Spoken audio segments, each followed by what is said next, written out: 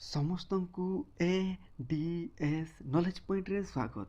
ଆଜି ଆମେ ହିଷ୍ଟ୍ରିର କିଛି ଇମ୍ପୋର୍ଟାଣ୍ଟ କ୍ୱେଶ୍ଚନକୁ ଆନାଲିସିସ୍ କରିବୁ। ଯେଉଁମାନେ ଚ୍ୟାନେଲକୁ ନୂଆ କରିକି ଆସିଛନ୍ତି ସେମାନେ ସବସ୍କ୍ରାଇବ୍ କରିନିଅନ୍ତୁ। ଆଜି ଆମେ ହିଷ୍ଟ୍ରିର କିଛି ଇମ୍ପୋର୍ଟାଣ୍ଟ କ୍ୱେଶ୍ଚନକୁ ଆନାଲିସିସ୍ କରିବୁ।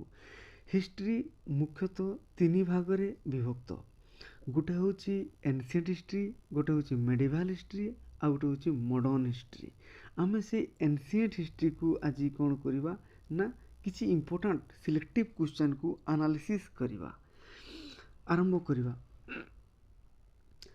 ଦ Indus valley people had trade relation with. Indus valley people ମାନେ ହେଉଛି ସିନ୍ଧୁ ସଭ୍ୟତା।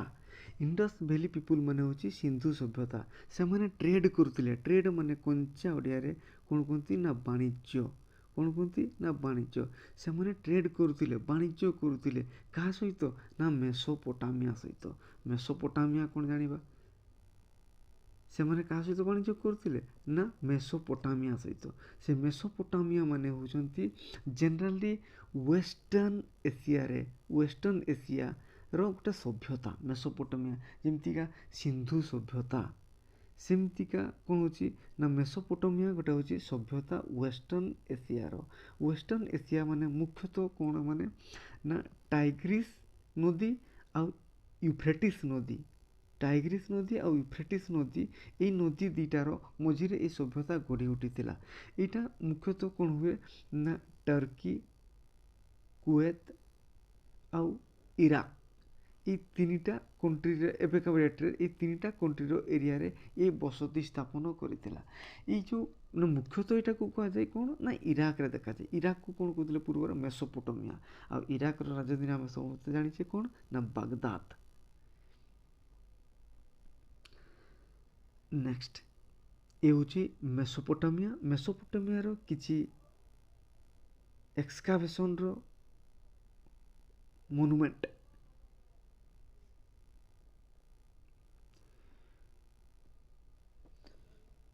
ହରପ୍ପାନ ସାଇଟ୍ର ଯେଉଁ ଘୋଡ଼ା ହର୍ସ, ଯେଉଁ ଘୋଡ଼ାକୁ ଟ୍ରେସ୍ କରାଯାଇଥିଲା, କେଉଁଠି ଘୋଡ଼ାର ସନ୍ଧାନ ମିଳିଥିଲା, କେଉଁଠି ନା ସୁରକୋଟ୍ଡା।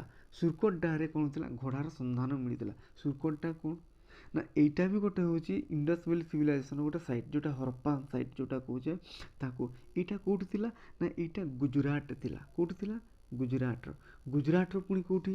Very very important Surkotada. Gujarat ହେଉଛି କଚ୍ଛ ଡିଷ୍ଟ୍ରିକ୍ଟ। କେଉଁଠି? କଚ୍ଛ ଡିଷ୍ଟ୍ରିକ୍ଟ। କଚ୍ଛ ଡିଷ୍ଟ୍ରିକ୍ଟର ଖାସିୟତ କ'ଣ, ଇମ୍ପୋର୍ଟାଣ୍ଟ କ'ଣ? ତାର ଇମ୍ପୋର୍ଟାଣ୍ଟ ହେଉଛି କଚ୍ଛ ଡିଷ୍ଟ୍ରିକ୍ଟର ଏ କଚ୍ଛ ଡିଷ୍ଟ୍ରିକ୍ଟ ହେଉଛି ଗୁଜୁରାଟର। ମନେ କରାଯାଉ ଏଇଭଳିଆ ଗୁଜୁରାଟଟା ତ ଏଇଭଳିଆ। ଏଇଟା ହେଉଛି କଚ୍ଛ ଡିଷ୍ଟ୍ରିକ୍ଟ, ଏଇ ଉପର ଭାଙ୍ଗଟା। ଏଇଟା ହେଉଛି କଚ୍ଛ ଡିଷ୍ଟ୍ରିକ୍ଟ ପୁରା ଟୋଟାଲଟା। ଏଇଟା କଚ୍ଛ ଡିଷ୍ଟ୍ରିକ୍ଟର ଖାସିୟତ ହେଉଛି ଏ ହେଉଛି ଇଣ୍ଡିଆର ସବୁଠୁ ବଡ଼ district, largest district of India. ଇଣ୍ଡିଆର ସବୁଠୁ ବଡ଼ ଡିଷ୍ଟ୍ରିକ୍ଟ ଏଇଟା କଚ୍ଛ ଡିଷ୍ଟ୍ରିକ୍ଟ। ଏହାର ହେଡ଼କ୍ୱାର୍ଟର କ'ଣ ନା ଏହାର ହେଡ଼କ୍ୱାର୍ଟର ହେଉଛି ଭୁଜ। ଯେଉଁଟା ଅଜୟ ଦେବଗନର ଭୁଜ ଫିଲ୍ମ ସୁଟିଂ ହେଇଥିଲା ସେଇଟା ଏଇ କଚ୍ଛ ଡିଷ୍ଟ୍ରିକ୍ଟ ଭୁଜରେ। ଏଇଟା ଗୁଜୁରାଟର ଇଏ ଗୋଟେ ଅଛି ଭୁଜ ସୁରକୋଟ୍ଟା। ନେକ୍ସଟ କ'ଣ ଅଛି ନା ଇଣ୍ଡସ୍ ଭ୍ୟାଲି ଘରଗୁଡ଼ା ଯେଉଁ ଥିଲା ସେଗୁଡ଼ା କେଉଁଥିରେ ତିଆରି ହେଇଥିଲା? ସିନ୍ଧୁ ସଭ୍ୟତାର ଘରଗୁଡ଼ା କେଉଁଥିରେ ତିଆରି ହେଇଥିଲା? ମୁଖ୍ୟତଃ ସେଗୁଡ଼ା ଇଟାରେ ତିଆରି ହେଇଥିଲା। କ'ଣ ନା ସେଗୁଡ଼ା ଇଟାରେ ତିଆରି ଥିଲା, ପୋଡ଼ା ଇଟାରେ। ଲୋକମାନେ ଯେଉଁ ଇଣ୍ଡସ୍ ଭ୍ୟାଲି ସିଭିଲାଇଜେସନର ମୁଖ୍ୟତଃ ଗୋଟେ ଫିଲ୍ମ ଆସିଥିଲା, ସେ ଫିଲ୍ମ ହ୍ରିତିକ ରୋଶନ ହିରୋ ଥିଲେ। ଆପଣମାନେ ଜାଣିଛନ୍ତି ସେ ଫିଲ୍ମ ମହେଞ୍ଜୋଦାର। କ'ଣ ଏଇଟା? ମହେଞ୍ଜୋଦାର। ସେ ଫିଲ୍ମରେ ଦେଖିଥିବେ ଇଟାର ଏଗୁଡ଼ା ସବୁ ଘରଗୁଡ଼ା ସବୁ ଇଟାରେ ତିଆରି ହେବେ ଦେଖିପାରୁଛନ୍ତି। ସେ ଫିଲ୍ମରେ ବି କିଛି ଦର୍ଶାଯାଇଥିଲା, ସେ ଭିତରେ କିଛି ଝଲକ ଦେଖିବାକୁ ଆମେ ପାଇଥିଲେ। ଦ ଗଡ୍ ୱିଥ୍ ଥ୍ରୀ ହେଡ୍ସ, ତିନିଟା ମୁଣ୍ଡ, ହର୍ନସ୍ ଶିଙ୍ଗ, ଆଉ ସରାଉଣ୍ଡେଡ୍ ବାଇ ଏନିମଲ୍ସ, ପଶୁମାନଙ୍କ ଦ୍ୱାରା ସେ କ'ଣ ହେଇଥିଲା ଚାରିଆଡ଼କୁ ସରାଉଣ୍ଡ ହେଇକି ରଖା ହେଇଥିଲା। ସେଇଟାକୁ ରିପ୍ରେଜେଣ୍ଟ କରାହେଉଥିଲା। ସେଇଟା କେଉଁଠି ଥିଲା? ସେଇଟା ମହେଞ୍ଜୋଦାର ଥିଲା। କେଉଁଠି ଥିଲା? ମହେଞ୍ଜୋଦାର ଦେଖାଯାଉଥିଲା। ସେଇଟାକୁ କ'ଣ କୁହନ୍ତି ତା କହିବା ଅନୁସାରେ? କ'ଣ କୁହନ୍ତି ତାକୁ ନା ପଶୁପତି କୁହନ୍ତି। କ'ଣ କୁହନ୍ତି? ପଶୁପତି। Very very important. ଏବେକା ଡେଟ୍ରେ ବି ନେପାଳରେ ଏବଂ ଇଣ୍ଡିଆରେ ପଶୁପତିକୁ ପୂଜା କରାଯାଏ। ନେପାଳରେ ଆଉ इंडिया रे एबी पशुपति हिसाब पूजा करा जाए। पशुपति कौन कहते ना लॉर्ड ऑफ एनिमल कहते। कौन कह जाए लॉर्ड ऑफ एनिमल्स कहते, जोटा को आम एबेका डेट रे कौन कहते ना शिव बोलिकी भी कहते। ये होचंती कौन ना पशुपति गोटे तांकर एक्सकावेशन रु मिलता किसी पिक्चर तांको शिव बोलिकी भी कौन कहते ना कहते शिव। एबेका डेट रे शिव बोलिकी भी ताको पूजा करते। नेक्स्ट कौन होची ना which of the following Harappan site has a duck. को हरप्पन साइट रे को से डक तला। डक माने कौन डक माने होची काठ गोड़ा। काठ गोड़ा माने पताश्रय माने शिपयार्ड गोटे प्रकार कौन कह शिपयार्ड कह शिपयार्ड सेटा कोठी देखा लथाल रे देखा जाता। लथाल लथाल रे लथालटा कौन ना लथालटा भी इटा भी कौन गुजरात रो गोटे साइट। यही साइटटा कौन कोठी देखा जाए ना गुजरात रे देखा जाए। गुजरात रो कोठी पुणी गुजरात रो सेटा कौन ना भाल रिजियन कोठी देखा जाए ना भाल रिजियन रे देखा जाए। भाल रिजियन गुजरात भेरी भेरी इंपोर्टेंट सेटा ये जो लथाल साइट इटा भेरी भेरी इंपोर्टेंट कोथि ना ये लथालटा होची SI archaeological survey of India से कौन करथिला ASI archaeological survey of India ये कौन करथिला ना 1900 केते ना 1954 मसिया रे कौन करथिला ताकू डिस्कवर करथिला। डिस्कवर माने पुणी जानिथिबे आविष्कार करवा। कंचा ओडिया रे कौन आविष्कार। इन्वेंशन माने होची उद्भावन।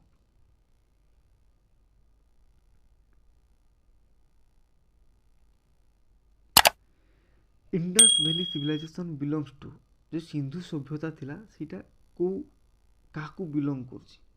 आमे जनरली जानिथिले एंशिएंट हिस्ट्री पुरातन इतिहास जोटा को कह जाए से चारि भाग रे विभक्त होइतिला। केते भाग रे चारि भाग रे कौन कौन थिला ना पेलियोलिथिक एज थिला, नियोलिथिक एज थिला, मेजोलिथिक एज थिला, चाल्कोलिथिक एज थिला। से भितर जो सिंधु सभ्यताटा थिला सेटा नियोलिथिक एज रे थिला। को एज रे थिला नियोलिथिक एज रे थिला। नियोलिथिक एज पुणी केबे रु केबे थिला ना 10,000 केते 10,000 रु केते ना 4500 केते 4500 अथरे 10,000 रु कौन थिला ना 4500 बीसी। बीसी माने पुणी कौन बिफोर ख्रीस्ट आ गोटे CE Christ era before Christ आ गोटे आफ्टर ख्रीस्ट एटा ख्रीष्टपूर्व। बीसी माने होची बिफोर ख्रीस्ट ख्रीष्टपूर्व। ये 10,000 रु 4500 मध्य नियोलिथिक एज थिला जोटा कि आमे सिंधु सभ्यता रे पढ़ुचे। ये नियोलिथिक एज होची एंशिएंट हिस्ट्री रो इंपोर्टेंट खणी जगह जोटा जोटा कि नियोलिथिक एज रे कौन थिला ना फिक्स्ड सेटलमेंट होता माने बसती स्थापन।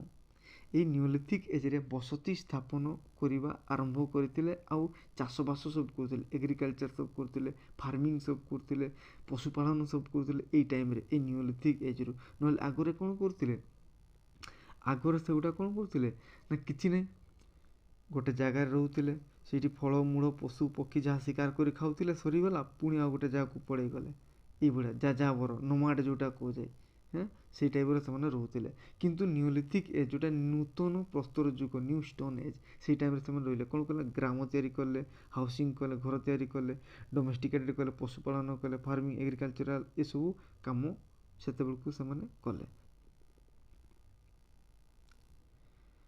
The script of Indus valley civilization script माने जो लेखा लेखीटा से लेखिबाटा से तांकर जो लेखुतिले सेटा स्क्रिप्ट लैंग्वेज लेखिबाटा सेटा Indus valley civilization Dravidian language रो से तांको जो रिलेटेड का सहित अछि द्राविडियन सहित भेरी भेरी इंपोर्टेंट। द्राविडियन जो रिलेटेड रो सेटा भी द्राविडियन रो को द्राविडियन ना प्रोटो द्राविडियन कौन प्रोटो द्राविडियन रो द्राविडियन माने जो द्राविड भाषा जो कहते से लोक को द्राविडियन कहते से माने जनरली साउथ एशिया रे देखा मिलता।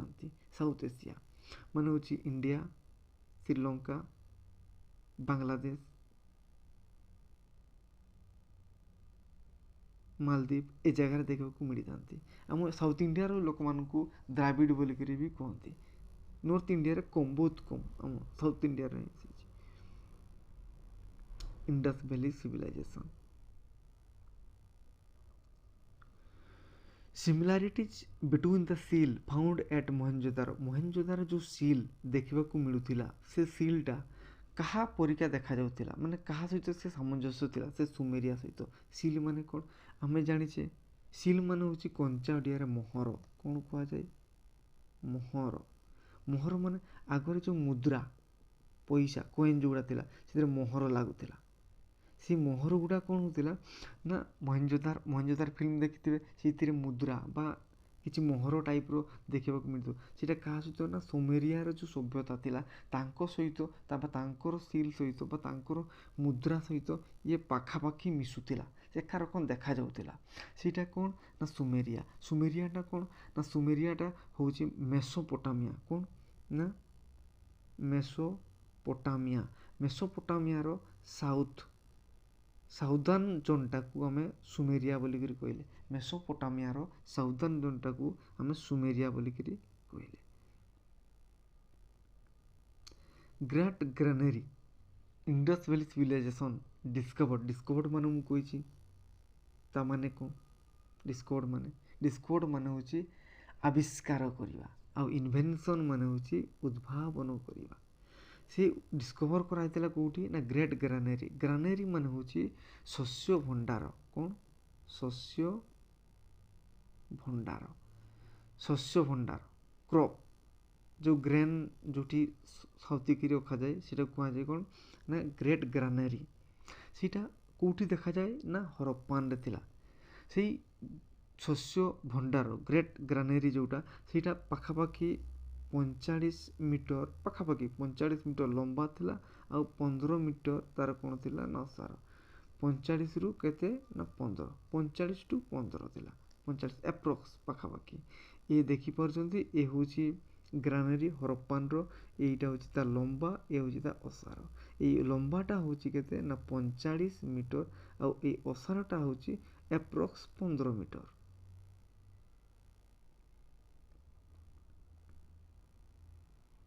The main channel of our knowledge about the Indus Valley civilization are आमर जो सिंधु सभ्यता थिला ताकू तार जो नॉलेज आमको मिलूला केमिति मिलूला ना सेटा आर्कियोलॉजिकल एक्सकावेशन द्वारा मिलूला एक्सकावेशन माने खोदाई करवा खुड़ीकरी आर्कियोलॉजिकल ए भड़िया सीटा कौन ये खुदे खुड़ी खुड़ी माटी भितर जो पुतिकी रही से भर आम अनुसंधान करके माने अधिक अध्ययन करेचे पढ़ीचे नॉलेज पाइचे ज्ञान पाइचे famous dancing girl found in the excavation मु कहली पूर्व हरप्पा ता माने कौन जो डांसिंग गर्ल जो झीवर जो नृत्य अवस्थार जो झीवर जो एक्सकावेशन रे जो मूर्ति मिलता सीटा कौटी मिलता यहाँ भी क्वेश्चन से हरप्पा ने मिलता सीटा कौन सेटा भी इंपोर्टेंट मिले ब्रोंज रे तैयारी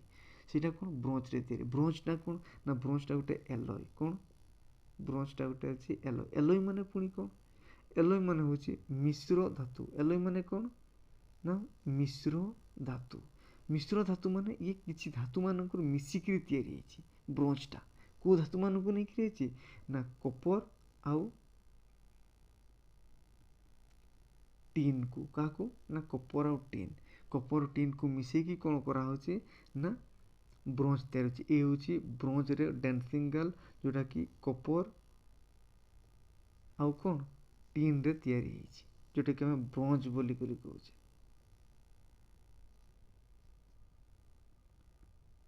Which of the following metal was not known to Indus Valley civilization Sindhu सभ्यतार लोक मैंने को धातु विषय से टोटाली जानी नथिले सेटा होचे आयरन लुहार से माने व्यवहार जानी नथिले वेरी वेरी इंपोर्टेंट एई आयरन रो व्यवहार जानी नथिले एई क्वेश्चन टे जानिले आपण माने बहुत क्वेश्चन को आपण माने कोन करि परिबे ना क्लिक करि परिबे बहुत ओमिट करि परिबे बहुत ऑप्शन को आपण माने ओमिट करि परिबे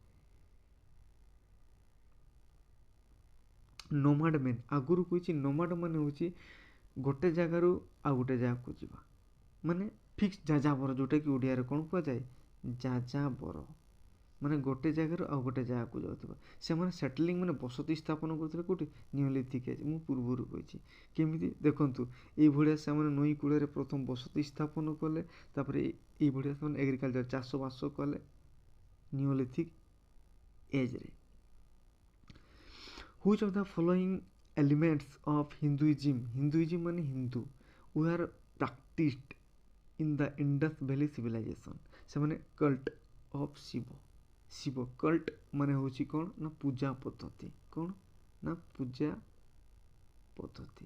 କାହାର ପୂଜା ପଦ୍ଧତି ନା ଶିବର ପୂଜା ପଦ୍ଧତି ସେମାନଙ୍କୁ କ'ଣ ଥିଲେ, ସେ ହିନ୍ଦୁମାନେ ସବୁ ପ୍ରାକ୍ଟିସ୍ କରୁଥିଲେ। ମୁଁ କହିଥିଲି ଶିବର ପୂଜା ପଦ୍ଧତିକୁ ଆପଣେଇଥିଲେ, ତାମାନେ ସେମାନେ ପଶୁପତି, ମୁଁ କହୁଥିଲି ଆଗରୁ କ'ଣ ଥିଲେ ନା ପଶୁପତିକୁ ପୂଜା କରୁଥିଲେ। ଏହା ପୂର୍ବରୁ ପଡ଼ିଲେ, ଯେଉଁଟାକି ଶିବଙ୍କର ଗୋଟେ ଫର୍ମ ବୋଲିକରି ହିନ୍ଦୁମାନଙ୍କର କରାଯାଏ, ଯେଉଁଟାକି ନେପାଳ ଆଉ ଇଣ୍ଡିଆରେ ଏବେ ବି ତାଙ୍କୁ ପୂଜା କରାଯାଏ।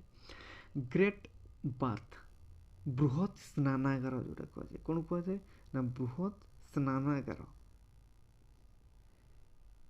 ବୃହତ୍ ସ୍ନାନାଗାର କେଉଁଠି ଦେଖିବାକୁ ମିଳିଥିଲା, ସେ ହେଉଛି ଇଣ୍ଡସ୍ ଭ୍ୟାଲି ସିଭିଲାଇଜେସନର ମହେଞ୍ଜୋଦାରେ। ଯେଉଁମାନେ ମହେଞ୍ଜୋଦାର ଫିଲ୍ମକୁ ଦେଖିଛନ୍ତି ସେମାନେ ଦେଖିଥିବେ ଗୋଟେ ହ୍ରିତିକ୍ ରୋଶନଙ୍କର ଯେଉଁ ଗୀତ ଗୋଟେ ଥିଲା, ସେ ଗୀତରେ ଦେଖିବ ଗୋଟେ ଗ୍ରେଟ୍ ବାଥ୍, ଯେଉଁ ବୃହତ୍ ସ୍ନାନାଗାର, ସେ ଗୀତଟାରେ ଗୋଟେ ସେଇ ଝଲକ ଦେଖିବାକୁ ମିଳିଥିବ ବୃହତ୍ ସ୍ନାନାଗାର। ସେ ବୃହତ୍ ସ୍ନାନାଗାର କେମିତି ଥିଲା ନା 12x7 ଥିଲା। ତାମାନେ 12 ମିଟର ତାର ଲମ୍ବା ଥିଲା ଆଉ 7 ମିଟର ତାର ଓସାର ଥିଲା। ଏଇ ଯେଉଁ ବୃହତ୍ ସ୍ନାନାଗାର, ଏଇଟା ଏବେକା ଡେଟ୍ରେ କେଉଁଠି ଦେଖିବାକୁ ମିଳେ ନା ଏବେକା ଡେଟ୍ରେ ବୃହତ୍ ସ୍ନାନାଗାର ସିନ୍ଧ ପ୍ରୋଭିନ୍ସରେ ଦେଖିବାକୁ ମିଳିଥାଏ। କେଉଁଠି ଦେଖିବାକୁ ମିଳିଥାଏ? ସିନ୍ଧ ପ୍ରୋଭିନ୍ସ ପାକିସ୍ତାନରେ ଅଛି। ସିନ୍ଧ ପ୍ରୋଭିନ୍ସ ପାକିସ୍ତାନରେ, ସେଇଟା କେଉଁଠି ଅଛି? ସିନ୍ଧ ପ୍ରୋଭିନ୍ସ ପାକିସ୍ତାନରେ। ଭିଡ଼ିଓଟି କେମିତି ଲାଗିଲା ଆପଣ ମତାମତ ନିହାତି ଜଣାଇବେ। ଆଉ ଆମ ଭିଡ଼ିଓକୁ ଲାଇକ୍, ସେୟାର ଏବଂ ଚ୍ୟାନେଲକୁ ସବସ୍କ୍ରାଇବ୍ କରିବାକୁ ଭୁଲିବେ ନାହିଁ। ଧନ୍ୟବାଦ।